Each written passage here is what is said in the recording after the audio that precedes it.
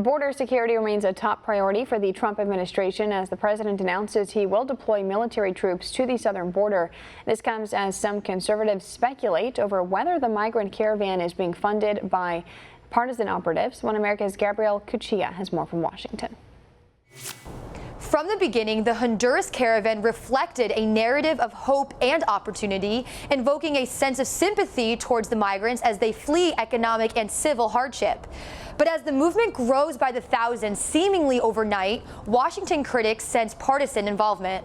Something like that, it ain't cheap to put on. To make sure that everyone's fed, everyone's clothed, everyone's drinking water, that they've got their transports that you see, that they've got these flatbed trucks driving them around. You know, it's not a cheap operation.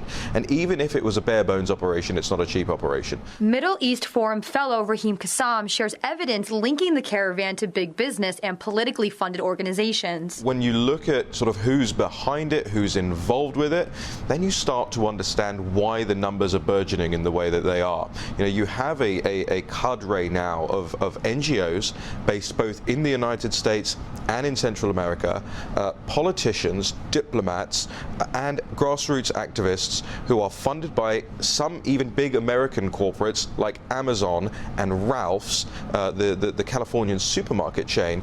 And this money is being disseminated into these activist groups. These groups have always existed, says Kassam, and continue their asylum exploits under so-called grassroots campaigns. These caravans aren't new. They've been going on for decades now, and the organizers have remained the same. You know, they might change their names, but they're the same people. Pueblos Sin Fronteras.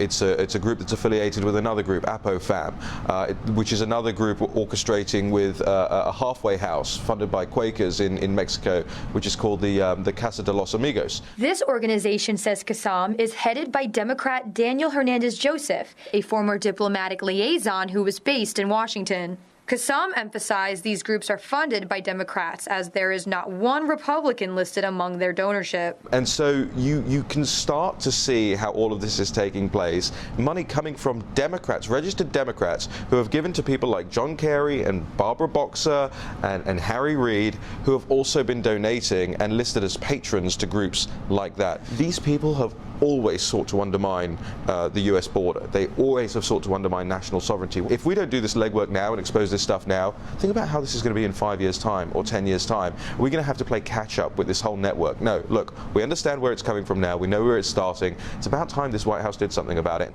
Democrats have yet to unifyingly address any involvement with the caravan, while President Trump remains firm on border control. Gabrielle Cuccia, One American News, Washington. Want to see more videos like this? Click on the link below and subscribe to One American News on YouTube, and call your cable provider and kindly demand that One American News is added to your lineup. Call and subscribe today.